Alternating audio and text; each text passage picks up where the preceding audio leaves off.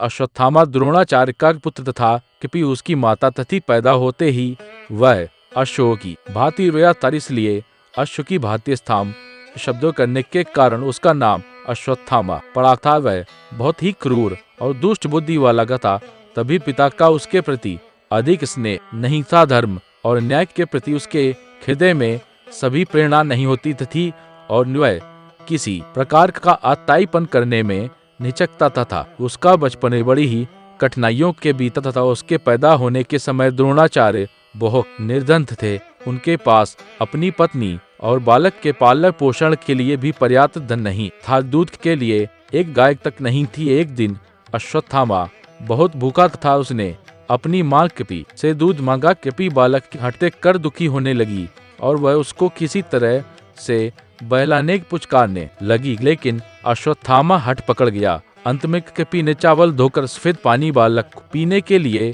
दे दिया। अश्वत्थामा यह जानता ही नहीं कि दूध और पानी में क्या अंतर होता है। उसने दूध समझकर उसको पिया और उसमें से कुछ को बचाकर वह ऋषि पुत्रों को दिखाने के लिए गया। ऋषि पुत्रों ने चावल के पानी को पहचान कर अश्वत्थामा का उपहास करना आरंभ कर दिया। तब अश्वत्थामा को पता लगा कि माता ने उसे अन्य वस्तु देकर बहका दिया। काबा जाकर कृपि की गोद में रोने लगा। कैसी असह्य वेदना हुई होगी कृपि को उस समय, जबकि उसने निर्धनता के कारण अपने पुत्र से ही छल किया था। बाल्यावस्था के पश्चात यौनावस्था तो अश्वत्थामा की पूर्ण वैभव के बीच कटी थी। द्रोणाचार्य को द्रुपद का आधार राज्य मिल गया था और फिर वे पांडवों और कौरवों के गुरु हो गए थे, जिससे उनको अपार द्रव्य मिलता था। अश्वत्थामा ने एक बार कहा भी तथा कि मुझे किसी वस्तु का अभाव नहीं है, धनक धान्य राज्य संपत्ति सभी कुछ मेरे पास है। इसके पश्चात तो अश्वत्थामा का सम्मान बढ़ता ही चला गया, लेकिन महाभारत युद्ध के पश्चात फिर उसको दैव का अभिशाप सहना पड़ा। अश्वत्थामा महान योद्धा था। एक बार भीष्म पितामह ने उसकी प्रशंसा करते हुए कहा था, अश्वत्थामा भारतीय हैं धनुर्धारियों में श्रेष्ठ, विचित्र युद्ध करने वाले और दृढ़ प्रहार करने वाले हैं। युद्ध क्षेत्र में तो साक्षात यमराज जान पड़ते हैं, किंतु उनमें एक दोष है, उनको अपना जीवन अति प्रिय है। मृत्यु से डरने के कारण वे युद्ध से जी चुराते हैं। इस कारण तो उन्हें रथी मानता हूँ और अतिरथी। भीष्म पितामह ने अश्वत्थामा की ठीक ही प्रशंसा की है। सचमुच वह इतना ही शूरवीर था, लेकिन मृत्यु से डरने वाला कहकर भीष्म ने उसके चरित्र पर दब्बर लगाया है, जबकि वह इतना डरपोक भी नहीं का जो मृत्यु से डरता हो। कई बार उसने युद्ध क्षेत्र में लाकर शत्रु का सामना किया था। एक बार कर्ण पर ही रुष्ट होकर वह अपनी जान की परवाह न करते हुए तलवार लेकर टूट पड़ा था। एक समय की बात है, कौरवों ने विराट की नगरी पर आक्रमण करने का विचार किया। उस समय बहुत से अपशकुन होने लगे, जिन्हें देखकर द्रोणाचार्य ने कहा, इस समय हमें युद्ध करने के लिए नहीं जाना चाहिए। यह क्योंकि लगता है कि हम अर्जुन को पराजित नहीं कर पाएंगे। अर्जुन की यह प्रशंसा द्रोणाचार्य के मुंह से सुनकर कर्ण के हृदय में आग सी लग गई। जब उससे यह नहीं सहा गया तो उसने द्रोणाचार्य से कटु बातें कहना आरंभ किया और साथ में वह अपनी वीरता का दम भी भरने लगा। इस समय अश्वत्थामा ने बियड़कर सभी कौरवों तथा कर्ण से कहा, निर्दय दुर्योधन के सिवाय कौन क्षत्रिय पटके के जुए से राज्य पाकर संतुष्ट हो सकता है। बहलिये की तरह धोखेबाजी से धन वैभव प्राप्त करके कौन अपनी बहाई चाहेगा। क्या तुमने जिन पांडवों का सर्वस्व छीन लिया है, उनको कभी आमने सामने युद्ध में हराया भी है? किस युद्ध में इन पांडवों को परास्त करके तुम द्रौपदी को सभा में सीट लाए थे? दिलकर्ण, तुम आज अपनी वीरता का दम भरते हो। मैं कहता हूँ अर्जुन बल और पराक्रम में तुमसे कहीं अधिक श्रेष्ठ है। जिसके पश्चात फिर वह दुर्योधन की ओर मुड़कर कहने लगा, तुमने जिस प्रकार जुआ खेला, जिस प्रकार द्रौपदी को सभा में सीट कर लाए और जिस प्रकार इंद्रप्रस्थ का राज्य तुमने हड़प लिया, उसी प्रकार अब अर्जुन का सामना करो। क्षत्रिय धर्म में निपुण चतुर जुआरी तुम्हारा मामा भी आकर अपना पराक्रम दिखाए। कोई भी तुम में से जाकर उस पराक्रमी अर्जुन से मुकाबला करे, मैं उससे युद्ध नहीं करूंगा। खागी विराट अगर युद्ध स्थल में आए तो उसका सामना मैं अवश्य करूंगा। अश्वत्थामा की बातें सुनकर सभी लोग चुप हो गए। ऐसा साहसी और निर्भीक था अश्वत्थामा। भीष्म के अंतिम शब्द उसके चरित्र पर ठीक नहीं उतरते। पता नहीं किस अवसर पर भीष्म ने इस प्रकार का निर्णय किया था। एक बार फिर अश्वत्थामा की कर्ण से कहा सुनी हो गई थी। जब द्रोणाचार्य कौरवों की सेना के सेनापति थे, तब पांडवों की सेना का वेग देखकर दुर्योधन ने कर्ण से कहा था, वीरवर कर्ण कि तुम मेरे मित्र हो, देखो कौरव सेना का किस बुरी तरह से पांडव संहार कर रहे हैं। यही मित्रता का परिचय देने का उचित अवसर है, कुछ कर के दिखाओ। दुर्योधन की बातें सुनकर कर्ण अपने पराक्रम की डीन हाँकने लगा। वह कहने लगा, अर्जुन मेरे सामने आकर क्या युद्ध करेगा? उसको तो मैं क्षण भर में परास्त कर सकता हूँ। उसकी क्या सामर्थ्य कि मेरे तीक्ष्ण बाणों का सामना कर पाए। मैं उसको युद्ध स्थल में धराशायी करके अपनी सच्ची मित्रता का परिचय दूंगा। कृपाचार्य कर्ण की ये बातें सुन रहे थे, उन्हें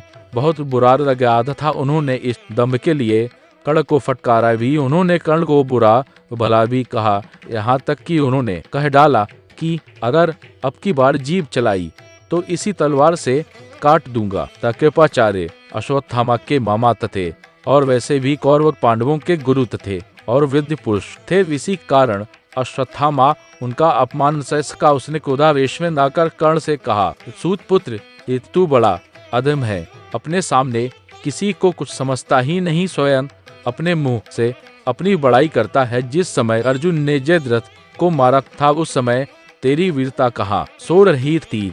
अगर सच्चा शूरवीर था तो उस समय अगर पराक्रमी अर्जुन का सामना करता और उस धराशायी करके जयद्रथ के प्राण बचाता। ये कटु वचन सुनकर कर्ण को गुस्सा आ गया। वह उठ खड़ा हुआ।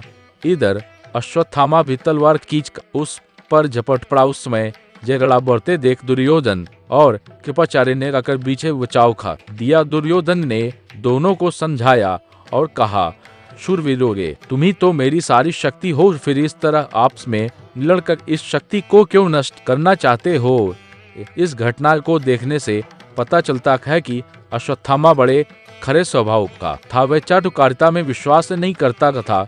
दुर्योधन तक को अपशब्द कहने में मैं नहीं डरता। कार फिर कैसे कह सकते हैं कि अश्वत्थामा कायर था, लेकिन बाद में चलकर तो उसने चोरों की तरह इस प्रकार के बताई जैसे कर्म किए कि उनसे उसकी सारी शूरता पर पानी फिर गया और वह घृणित और क्रूर समझाया। उसने द्रौपदी के 5 पुत्रों को उस समय मारा था जब वे अचेत सो रहे थे, लेकिन क्यों वह इतना क्रूर और बर्बर पिशाच जैसा हो गया? इसके पीछे कारण है उसके पिता की हत्या अन्यायपूर्वक की गई थी। जब द्रोणाचार्य ने धर्मराज युधिष्ठिर से मुंह से यह सुन लिया कि अश्वत्थामा मारा गया, तो उन्होंने शस्त्र त्याग दिए और योग धारण करके अपने रथ पर बैठे। तभी धृष्टद्युम्न ने आकर उनका सिर काट डाला। द्रोणाचार्य को अपने किए का फल मिला था, क्योंकि उन्होंने भी तो निहत्थे अभिमन्यु का इसी प्रकार वध करवाया था। लेकिन जब अश्वत्थामा को पिता के इस प्रकार अन्यायपूर्ण वध की बात मालूम हुई तो उसको बड़ा दुख हुआ और उसने क्रोध में जलकर पांडवों और पांचालों को नष्ट कर डालने की प्रतिज्ञा कर डाली। दुर्योधन ने उसे और भी इसके लिए उत्तेजित किया। अश्वत्थामा को युधिष्ठिर पर भी बड़ा को अलहक था, क्योंकि वह उस व्यक्ति से कभी भी ऐसे झूठ की आशा नहीं करता था। उसने उसी क्षण अपनी भुजा उठाकर आज इस अन्याय के बदले पांडवों के शव पृथ्वी पर पड़े मिलेंगे। मैं नारायणास्त्र का प्रयोग करूंगा, जिसे मेरे सिवा और कोई नहीं जानता। उसी के द्वारा मैं आज शत्रु के सारे गर्व को चूर करूंगा और उनको सदा के लिए इस पृथ्वी से मिटा दूंगा। दूसरे दिन अश्वत्थामा ने उसी नारायणास्त्र का प्रयोग कर दिया। पांडवों की सेना में उसके कारण हाहाकार मच उठा। असंख्य वीर योद्धा छत होकर पृथ्वी पर गिर पड़े। उस अस्त्र को रोकने की किसी में भी सामर्थ्य नहीं थी। कि इधर पांडवों के बीच द्रोणाचार्य की मृत्यु पर आपसी विवाद उठ खड़ा हुआ था। इस प्रकार का न्यायपूर्वक गुरु का मारा जाना अर्जुन और सात्यकी को अच्छा नहीं लगा। वे दोनों धृष्टद्युम्न को बुरा कहने लगे। गुरु की मृत्यु का उन्हें बड़ा शोक हुआ। यहाँ तक सात्यकी तो दातान कर धृष्टद्युम्न को मारने के लिए आगे बढ़ आया। उस समय श्री कृष्ण का संकेत पाकर भीमसेन ने जाकर उसे इसी तरह रोका, क्योंकि इधर तो अश्वत्थामा पांडव सेना का संहार करता हुआ आ रहा था और उधर आपस का झगड़ा बढ़ता चला जा रहा था। सबसे सर्वनाश की आशंका थी। गुरु की हत्या के लिए किसी ने तो स्वयं युधिष्ठिर तक दोषी ठहर। तब धर्मराज ने आवेश में धृष्टद्युम्न से कहा, तुम पांचालों की सेना लेकर भाग जाओ, विष्णु, अंधक आदि वंशों ए आदो के साथ सात्यकी चले जाएं। श्री कृष्ण अपनी इच्छा आप कर लेंगे, अन्यथा सैनी युद्ध बंद कर दे। मैं भाइयों के साथ जलती राग में भस्म हो जाऊंगा। मैंने झूठ बोल आचार्य का वध करवाया है, इसी कारण तो अर्जुन मुझ पर रुष्ट है। इससे तो मैं अपनी जल देकर अर्जुन को सुखी करना चाहूंगा। भला आचार्य ने हमारे साथ क्या कम बुरा सलूक किया है। अनेक महारथियों ने अकेले अभिमन्यु को निहत्था करके आचार्य के सामने ही मार डाला था। द्रौपदी की दुर्गति भी इन्हीं के सामने हुई थी। दुर्योधन के सक जाने पर आचार्य ने ही उसे अभेद कवच बांधकर हम लोगों पर आक्रमण करने भेजा था। रथ की रक्षा करने में उन्होंने क्या कुछ नहीं उठा रखा था। मेरी विजय के लिए प्रयत्न करने वाले सत्यजित आदि पांचालों और उनके भाई बंधुओं के प्राण आचार्य ने ही ब्रह्मास्त्र चलाकर लिए थे। कौरवों ने जब हमें आधर्म पूर्वक बाहर निखार किया था, तब भी आचार्य ने हमें सामना करने से रोका था। भला आचार्य ने हमारा कौन सा उपकार किया है। युधिष्ठिर के आवेश को देखकर सभी योद्धा एक साथ प्रथम से गए। ठीक ही कहा था धर्मराज ने, क्योंकि द्रोणाचार्य यद्यपि थे तो गुरु, लेकिन कुटिलता और क्रूरता गुण में भीत की पक्षपात भी उनके अंदर कर युधिष्ठिर के आवेश में समय बीतता रहा और अश्वत्थामा द्वारा छोड़ा हुआ नारायणास्त्र और भी अधिक प्रचंड होता गया। तब श्री कृष्ण ने सभी सैनिकों को युद्ध करने से रोककर कहा, अगे वीरो गए, यह नारायणास्त्र अति प्रचंड है, इसका सामना कोई नहीं कर पाएगा। तुम सभी शस्त्रास्त्र रखकर अपने वाहनों से उतर पड़ो। पृथ्वी पर लेट जाने से तुम इस प्रचंड अस्त्र की मार से अपने आप को बचा सकोगे। यदि कोई वीरता का दम भर कर इस अस्त्र का सामना करने का प्रयत्न करेगा तो यह और भी अधिक प्रबल हो जाएगा। श्री कृष्ण की बात मानकर सभी योद्धा अपने अपने वाहनों से उतरकर पृथ्वी पर लेट गए। लेकिन भीमसेन के मस्तिष्क में श्री कृष्ण की बात नहीं बैठी।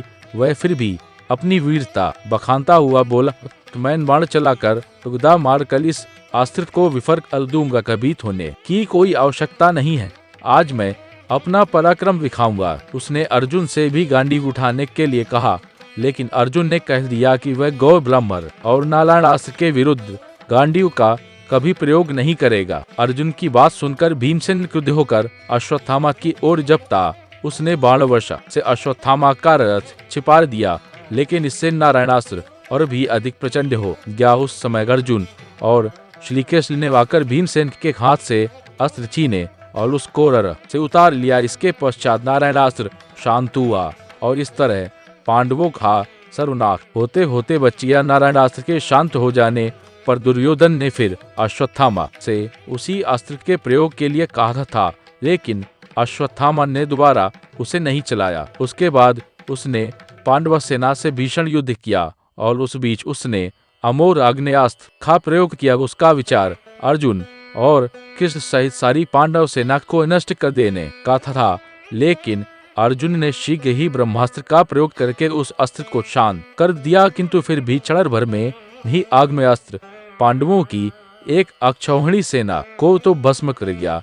जब अश्वत्थामा का कुछ भी वश नहीं चला तो वह निराश होकर युद्ध भूमि से लौट पड़ा और धनुर्विद्या की निंदा करने लगा। रास्ते में उसे महर्षि व्यास मिले। उन्होंने उसे बहुत समझाया और कहा, ऋणादानी अर्जुन और श्री कृष्ण को मारने की सामर्थ्य किसमें है। जुर्तु व्यर्थ अपनी निष्फलता पर इतना खेद करता है। व्यास जी के समझाने से अश्वत्थामा के हृदय का संताप मिट गया। महाभारत युद्ध के अंत में हमें अश्वत्थामा मिलता है। कौरव वंश के सभी प्रमुख योद्धा धराशायी हो चुके थे, केवल दुर्योधन शेष था।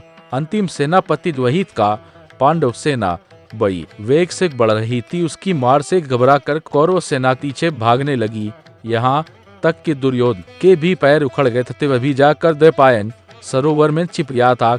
चारों पांडव भी दुर्योधन को खोजने लगे और जब उनको पता चला कि वह तो जाकर सरोवर में छिप गया है, तो सरोवर एक किनारे पहुंचकर उन्होंने दुर्योधन को कायर कहकर ललकारना प्रारंभ किया। दुर्योधन चुनौती सुनकर बाहर निकल आया और भीमसेन से उसका गदा युद्ध हुआ। उस युद्ध में भीमसेन ने कृष्ण के इशारे से उसकी जान पर गदा मारी, जिससे वह आहत होकर पृथ्वी पर गिर पड़ा। लेकिन यह कार्य युद्ध के नियमों के विरुद्ध तथा भीमसेन के इस अन्याय को देखकर अश्वत्थामा को बड़ा क्रोध लाया। दूसरी बार फिर उसने पांडवों का अन्याय देखा था। दुर्योधन असह्य पीड़ा से कहता हुआ पृथ्वी पर पड़ा था। उस समय कृतवर्मा और कृपाचार्य भी वहां उपस्थित थे। सभी को इस अन्याय पर क्रोध आता था।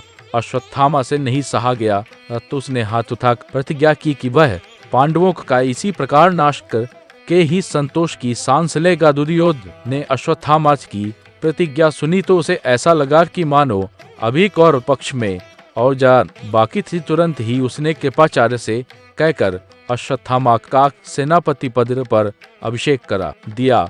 अश्वत्थामा ने इस उत्तरदायित्व को संभाल तो लिया, लेकिन अब सेना भी तो नहीं बची थी। इसलिए अपना वचन पूरा करने के लिए उसे अपनी शक्ति का ही भरोसा था। वहां से तो अश्वत्थामा, कृपाचार्य और कृतवर्मा तीनों व्यक्ति वन की ओर चले गए, क्योंकि उनके ठहर जाने पर पांडवों के आमने सामने युद्ध होने की आशंका थी। इसके लिए पर्याप्त शक्ति उनके पास नहीं थी। अश्वत्थामा वन के एकांत में पांडवों से किसी प्रकार बदला चुकाने की बात सोचने लगा। एक तो पिता का वध और फिर उस राजा का अन्यायपूर्वक वध जिसके लिए उसने अपने जीवन को समर्पित किया का उसके हृदय को और भी अधिक उत्तेजित करने लगा। वह किसी प्रकार पांडवों का सर्वनाश कर डालना चाहता था, लेकिन इतनी शक्ति होने के कारण कोई ठीक योजना नहीं बन पाती थी। सोचते सोचते रात हो गई, लेकिन फिर भी उसको नींद नहीं आई। जब रात के 1-2 पहर निकले तो उसने देखा कि उसी वर्ग के पेड़ पर जिसके नीचे वह लेटा हुआ था एक उल्लू आया और सोते हुए कौओं का शिकार करने लगा। कौओं के बीच कोलाहल मच गया, लेकिन उल्लू ने बहुत से कौओं को मार दिया। अश्वत्थामा यह सब कुछ देखता रहा। तभी उसके मस्तिष्क में एक विचार आया कि यदि वह पांडवों से आमने सामने आकर मुकाबला करेगा तो तब तो वह उनको पराजित कर सकेगा और उनकी कोई विशेष हानि हो सकेगी। इसलिए जिस प्रकार अकेले उल्लू ने आकर नींद में असावधान को मार कर फेंक दिया है, उसी प्रकार यदि वह भी जाकर पांडवों का रात्रि के समय संहार करे तो उसकी प्रतिज्ञा पूर्ण हो सकती है। यद्यपि रात्रि में सोए हुए शत्रु पर आक्रमण करना युद्ध के नियमों के विरुद्ध था, लेकिन अश्वत्थामा तो इन नियमों का उल्लंघन पांडवों की ओर से देख चुका था। इसलिए उसने इसकी तनिक भी चिंता नहीं की और किसी प्रकार पांडवों को नष्ट करने का दृढ़ निश्चय कर लिया। प्रातः काल उसने कृपाचार्य और कृतवर्मा को अपनी यह योजना बताई, लेकिन दोनों ने इसका विरोध किया। कृपाचार्य धर्म और नीति की बातें करने लगे। इस पर अश्वत्थामा को क्रोध आ गया और वह दोनों को बुरा का भला कहने लगा। अंत में दोनों को उसकी बात माननी पड़ी। तीनों अपने विचारों में पूरी तरह दृढ़ होकर पांडवों के शिविर के पास आए। अश्वत्थामा एकाएक सोती हुई पांडव सेना पर टूट पड़ा। अनेक को उसने अपनी तलवार से मौत के घाट उतार दिया और जो घबरा कर बाहर भागते थे उनको के पास आ गए और कृतवर्मा मार डालते थे। इस प्रकार तीनों ने मिलकर बाहर और भीतर असंख्य योद्धाओं को मार डाला और इसके पश्चात शिविर में आग लगा दी, जिससे चारों ओर हाहाकार मच उठा। किसी प्रकार अश्वत्थामा ने अपने बाप के हत्यारे धृष्टद्युम्न को भी खोज लिया और उसका गला घोटकर मार डाला। द्रौपदी के 5 पुत्रों को भी उसने उसी समय मार डाला।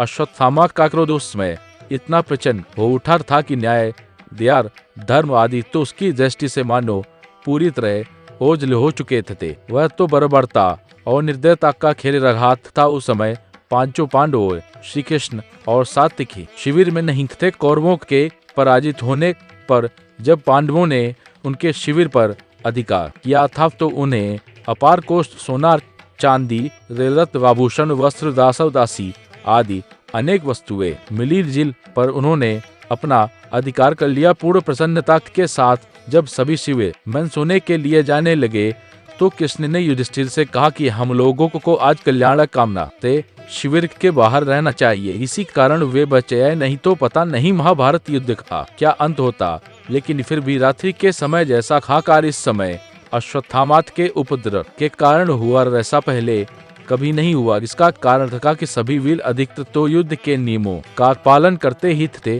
तभी तो संध्या काल समाप्त हो जाने पर और वह पांडव एक दूसरे के शिविरों के भीतर जाते थे और पूर्ण सौहार्द के साथ बातें करते थे। फिर इस तरह चोर की तरह आक्रमण करना वीरता की गरिमा पर एक धब्बा है। क्षत्रिय कभी भी इस तरह शत्रु का संहार करके गर्व अनुभव नहीं करता, लेकिन अश्वत्थामा ने किसी प्रकार अपना बदला चुका लिया और यह भीषण हाहाकार मचाकर वह दुर्योधन के पास पहुंचा और कहने लगा, दुर्योधन, मैंने तुम्हारे प्रति किए अन्याय का बदला पांडवों से चुका लिया है। मैंने उनके शिविर में आग लगाकर उनका सर्वनाश कर डाला है। पांचों पांडव श्री कृष्ण और सात्यकी तो अवश्य बच रहे हैं, क्योंकि वे शिविर में नहीं थे। बाकी सभी को मैंने यमलोक पहुंचा दिया है। वीर वर्ग, अब संतोष धारण करो। मनुष्यों, क्या पशु और पक्षियों तक को मैंने शिविर में मार डाला है। पांडव अपनी विजय पर खुशियां मना रहे होंगे, लेकिन जब इस सर्वनाश की बात सुनेंगे तो वे अपनी सारी खुशी भूल जाएंगे। अश्वत्थामा की यह बात सुनकर दुर्योधन मानो असह्य पिल्लर की मूर्छा से जाग पड़ा। उसने अश्वत्थामा की प्रशंसा करते हुए कहा, वीर अश्वत्थामा, आज तुमने मेरी आत्मा को संतुष्ट किया है। तुमने वह काम किया है जिसे तुम्हारे पिता द्रोण, भीष्म पितामह, कर्ण आदि कोई भी महारथी नहीं कर पाए। पापी धृष्टद्युम्न को तुमने मार डाला।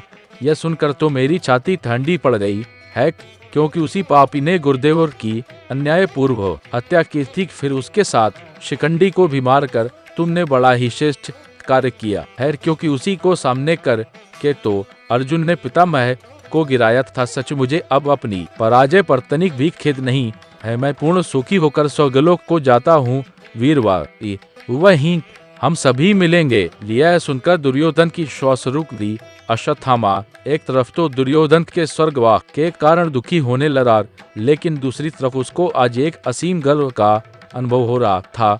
वह सोच रहा तथा कि पिता की विक्षिप्त आत्मा आज शांत हो गई होगी, क्योंकि उसके बेटे ने अन्यायों से बदला चुका लिया है। इधर द्रौपदी अपने पांचों पुत्रों के शवों को देखकर दुख के कारण पागल सी हो उठी। उसकी गोद एक रात में सूनी हो गई थी। कहां तो संध्या काल में दुर्योधन के धराशायी होने पर उसको अपनी विजय का गर्व हो रहा था, और कहां तक आता ही आकर उसकी सारी प्रसन्नता को कुचल सदा के लिए नष्ट कर गया। वह करुण क्रंदन करती हुई युधिष्ठिर के सामने लाकर गिर पड़ी। इसी समय भीमसेन ने उसे संभाल लिया। द्रौपदी ने उसी बीच उठकर कहा कि जब तक मेरे लालो का हत्यारा, वह पापी और दुराचारी अश्वत्थामा नहीं मारा जाएगा, तब मैं अन्न जल ग्रहण नहीं करूंगी। उस अन्यायी के माथे में एक महामणि है, जब तक कोई उसे लाकर मुझे नहीं देगा, तब तक मुझे क्या विश्वास नहीं हो पाएगा कि वह दुष्ट मार गया। द्रौपदी की यह बात सुनकर भीमसेन अपनी गदा उठाकर अश्वत्थामा के पीछे दौड़ा। पूरे आवेश के साथ भीमसेन के चले जाने के पश्चात श्री कृष्ण ने युधिष्ठिर से कहा, धर्मराज, भीमसेन की रक्षा का उपाय करना चाहिए, क्योंकि अश्वत्थामा के पास ब्रह्मशिर अस्त्र है, जिससे क्षाड़ल भर में सारा भूमंडल नष्ट हो सकता है। गुरु द्रोणाचार्य ने यह अस्त्र अपने प्रिय शिष्य अर्जुन को ही दिया था, लेकिन जब अश्वत्थामा को इसका पता चला तो वह दुखी होकर पिता से उसको भी उस अस्त्र को सिखाने के लिए कहने लगा। द्रोणाचार्य को अपने पुत्र पर विश्वास नहीं था, क्योंकि वे जानते थे कि यह क्रूर प्रवृत्ति वाला अश्वत्थामा कहीं भी अस्त्र का दुरुपयोग कर सकता है। इसी कारण उन्होंने पहले उसे इसका प्रयोग नहीं सिखाया था, लेकिन उसके अधिक हट करने पर उनको सिखाना पड़ा। फिर भी उन्होंने उससे वचन लिया था कि वह इसका दुरुपयोग नहीं करेगा, विशेष संकट बढ़ने पर ही वह इसका प्रयोग करेगा। अश्वत्थामा ने वचन देकर वह अस्त्र सीख लिया। अब उसी का सबसे बड़ा भय है, क्योंकि अश्वत्थामा को उचित और अनुचित का तो अधिक विचार है नहीं हो सकता है। वह आवेश में लाकर ब्रह्मशिर अस्त्र का प्रयोग कर बैठे तो सर्वनाश हो जाएगा। मैं आपको उसकी कुटिलता की बात बताता हूँ कि एक बार वह द्वारका आकर मुझसे कहने लगा, पिताजी ने महर्षि अगस्त्य से जो ब्रह्मशिर अस्त्र प्राप्त किया है, उसे मैंने सीख लिया है। उसको मुझसे लेकर बदले में मुझे अपना सुदर्शन चक्र दे दो। इस पर मैंने कहा कि मुझे तुम्हारे ब्रह्मशिर अस्त्र की आवश्यकता नहीं है। मेरे धनुष, शक्ति गदा और चक्र में से जिसकी भी तुम्हें आवश्यकता हो ले लो। सुदर्शन चक्र के 1000 लोहे के आरे थे। इस कारण अश्वत्थामा अपनी पूरी शक्ति लगाकर भी उसको उठा नहीं पाया। इससे वह पूरी तरह उदास होकर द्वारका से चला गया। स्वभाव से वह बड़ा क्रूर और निर्दयी है और धर्म तथा न्याय की भावनाओं का उसके हृदय में तनिक भी स्थान नहीं है। इसलिए मैं कहता हूँ कि भीमसेन की इस परिस्थिति में रक्षा करना आवश्यक है।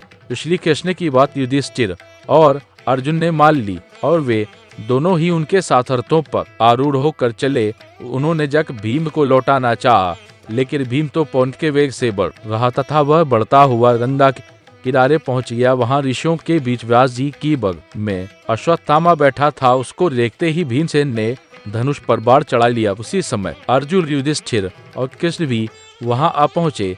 अश्वत्थामा ने समझा कि ये मिलकर उसका वध करने के लिए आए हैं, इसलिए एक साथ आवेश में आकर उसने पास से ही एक सेंठार उखाड़ा और उस पर दिव्यास्त्र का प्रयोग किया। छोड़ते समय उसने अस्त्र को आज्ञा दी कि कोई भी पांडव जीवित नहीं बचना चाहिए।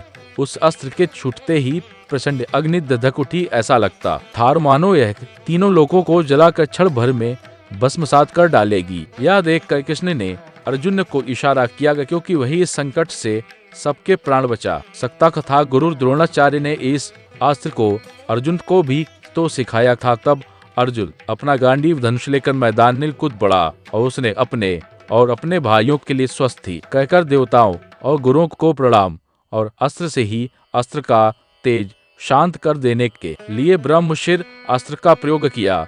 दोनों ओर से प्रचंड ज्वालाएं रखती देखकर कोहराम मच उठा। जब अर्जुन ने दोनों महर्षियों को बीच में खड़े देखा तो तुरंत ही उसने अपने अस्त्र को शांत कर दिया और इसके साथ उसने क्षमा प्रार्थना की, लेकिन साथ में कहा, हे देव, मैं तो आपके सम्मान में अपना अस्त्र शांत कर चुका हूँ, लेकिन यदि अश्वत्थामा का अस्त्र शांत नहीं हुआ तो हमारा सर्वनाश निकट ही है। अब आप ही बताइए हमें क्या उपाय करना चाहिए। अश्वत्थामा अस्त्र कौशल तो जानता था, लेकिन उसको लौटाने की विधि उसको मालूम नहीं थी। इसी कारण व्यास जी के कहने पर उसने कहा, है महामुनिगे, मैं अस्त्र को नहीं लौटाऊंगा। मैं पांडवों का सर्वनाश देखना चाहता हूँ। ये बड़े अन्यायी, दुराचारी और पापी हैं। अश्वत्थामा के आवेश भरे शब्दों को सुनकर व्यास जी ने उसे बहुत कुछ समझाया और कहा, मूर्ख मत बन अश्वत्थामा, देख अर्जुन ने कभी तेरे प्राण लेने की कामना नहीं की। उन्होंने अपना अस्त्र शांत कर लिया है, इसलिए अपने हृदय की सारी कलुष और भावना हटाकर अपना अस्त्र शांत कर दे। पांडवों का सर्वनाश तू क्यों चाहता है? क्या तू नहीं जानता कि जिस राज में दिव्य अस्त्र के द्वारा ब्रह्मशिर अस्त्र निष्फल किया जाता है, वहाँ 11 वर्ष तक पानी नहीं बरसता। यही कारण है कि अर्जुन समर्थ होते हुए भी तेरे अस्त्र को नष्ट नहीं करते। सभी का कल्याण सोचता हुआ तू अपने अस्त्र को शांत कर दे और तेरे मस्तक में जो मणि है उसे देकर युधिष्ठिर से समझौता कर ले। इस पर अश्वत्थामा बोला, है महर्षि, यह मणि तो संसार में अद्वितीय है कि इस प्रकार की मणि नहीं मिल सकती। अगर यह किसी के पास हो तो शस्त्र, रोग, भूख, प्यास आदि की पीड़ा नहीं होती। देवता, राक्षस, नाग और चोर इत्यादि कोई भी किसी प्रकार नहीं सताता। आपकी आज्ञा का उल्लंघन मैं कभी नहीं कर सकता। यह मेरी मणि है, आप चाहे तो इसे युधिष्ठिर को दे दें, लेकिन मेरा प्रचंड अस्त्र तो उत्तरा के गर्भ पर जाकर अवश्य गिरेगा। अभी तो पांडवों का वंशधर पैदा होगा, मैं उसको नष्ट करके पांडवों के वंश और कुलों को जड़ समेत नष्ट कर देना चाहता हूँ। व्यास जी अश्वत्थामा का एक क्रूर निश्चय सुनकर चुप पड़ गए, लेकिन श्री कृष्ण ने कहा, अश्वत्थामा, तुम्हारा दिव्य अस्त्र अपनी सारी शक्ति दिखा दे। गर्भ का बालक मृत्यु में ही पैदा होगा, किंतु फिर भी वह जीवित होकर 60 वर्ष तक राज्य हरेगा और पांडवों की वंश परंपरा को आगे बढ़ाएगा। कौरव वंश के परीक्षित होने पर उसका जन्म होने के कारण उसका नाम परीक्षित रखा जाएगा। कृपाचार्य उसको धनुर्वेद की शिक्षा देंगे। लेकिन अश्वत्थामा, एक तुम्हें इस निर्दयता और अमानुषिकता का पूरा दंड भरना पड़ेगा। 3000 वर्षों तक तुम्हें निर्जन देश में अकेला भटकना पड़ेगा। कोई तुमसे नहीं बोलेगा।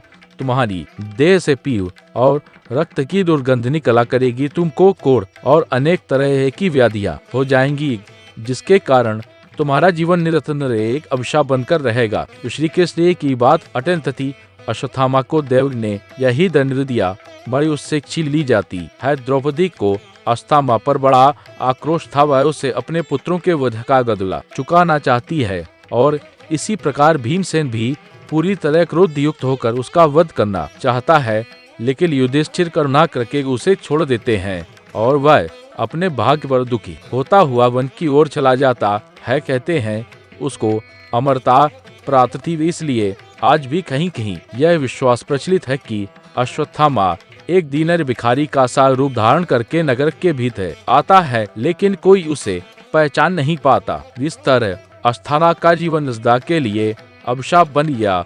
उसकी क्रूरता और निर्दयता का यही परिणाम था। अंत में यही कहा जा सकता है कि जैसा अमानुषिक कृत्य अश्वत्थामा ने द्रौपदी के 5 पुत्रों को मरकर किया, वैसा तो शायद महाभारत के किसी पात्र ने नहीं किया। यह बड़ा निष्ठापूर्ण घृणित कार्य था।